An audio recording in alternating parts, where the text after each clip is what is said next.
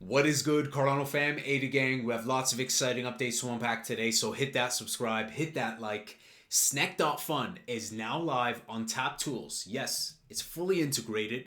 You can see the listings, you can see the trading, all directly on Tap Tools. You have access to it all. So I think first impressions for this integration are fantastic. Nice to see Snack.fun and Tap Tools come directly together. Alex Becker yesterday said Cardano to $5, and today, again, he reaffirms. He reacts to Charles Hoskinson. He says, I'm sold Cardano ADA to $5. I think we can hit that and surpass it as well. I don't think it's the ceiling. And whether you love him or hate him, at the end of the day, he has a massive audience, so it's great to see Alex Becker bullish time and time again on ADA. Charles Hoskinson says Senator Tim Scott is doing a phenomenal job. The ranking member on the left is Elizabeth Warren, and he has to talk to her. That's a tough job. Congressmen French Hill, Tom Emmer, and Warren Davidson are doing great. He says we talked to Congressman Hill, and he seems confident he can maintain the bipartisan apparatus for Fit 21. Although major changes will have to be made, there has to be support from at least 8 senators on the left, but he does believe we can get that support, and I think we'll get it as well. I don't think that will be an issue. Charles says, is there a path for Tether, USDT, to onshore on the United States to get audited and become more like Circle? Various people are working on that.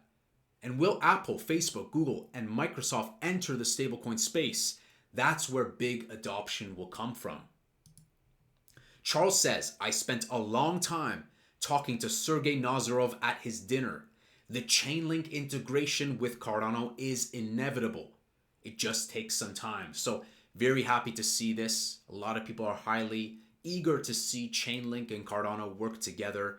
We have more updates, guys. He says we've been discussing Chainlink having a larger role in the UTXO Oracle space, not just Cardano, but also Bitcoin DeFi, Litecoin, and Dogecoin.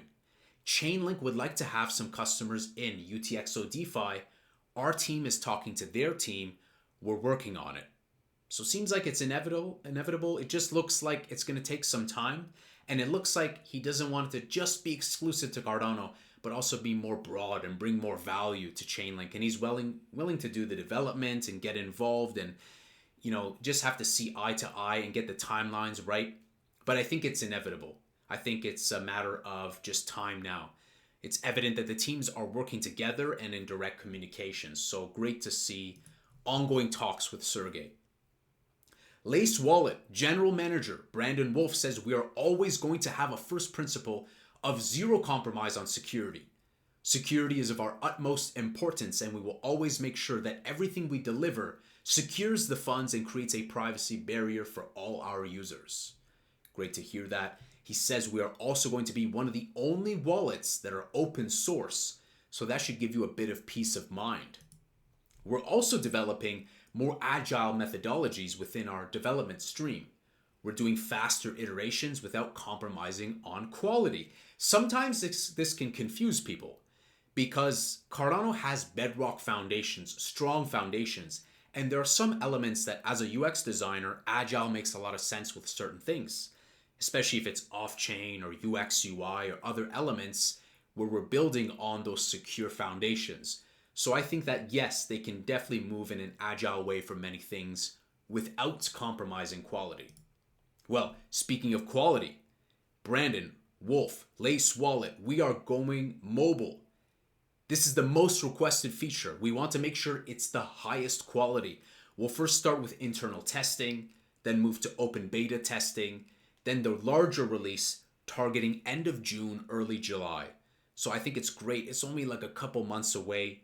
And I think this is going to be very exciting for Cardano, but also all the multi-chain stuff, all the other features, which we have a bunch to announce. Lace Wallet is bringing coordinated multi-sig, enhanced staking and delegation, more dApps, more assets, more chains, and improved interoperability. We will be the only one, one of the first wallets to incorporate Midnight, and Bitcoin DeFi will be a fast follow. So Midnight around the corner, Bitcoin around the corner, exciting times, but there's more, guys. We'll have fraud and scam detection and prevention, better pricing indexes, more accurate market data. We'll be exploring swaps, prioritizing the lowest possible fees for seamless asset exchange. We'll also be adding YubiKey and Keystone support. Brandon Wolf says we'll get into decentralized account recovery. Our team is part of the DREC Alliance. As we know, guys, IOG is one of the final founding members of the DREC Alliance, alongside Ripple and XRPL Labs and Hedera and Algorand and many more. We'll explore decentralized IDs and have embedded governance as well as voting capabilities for Catalyst grants. So that really excited me to have built-in governance, built-in voting capabilities for Catalyst. I think that's going to help a lot with decentralized governance. We'll also be looking at tap to pay. So that's really exciting. Real world payment capabilities with fiat and whatnot. Now, before we take a look at price, a nice mention of President Trump's nominee for SEC Chair Paul Atkins claims he will create firm regulatory foundation for digital assets. And as we know, a little throwback, this goes back to 2020, but we mentioned it recently that Paul Atkins did in fact speak at Cardano Summit 2020, backing entrepreneurship, innovation to get government out of the way. Web3 use cases are exciting, he said. Currency inefficiency solutions would be independently developed, the libertarian's dream. This goes in line with what we've seen with Donald Trump Jr., inefficiency, right? And many of the other utility that blockchain can help. And guys, right now, the prices are down. I'm not surprised. Remember, for days we said we didn't rule out negative price volatility.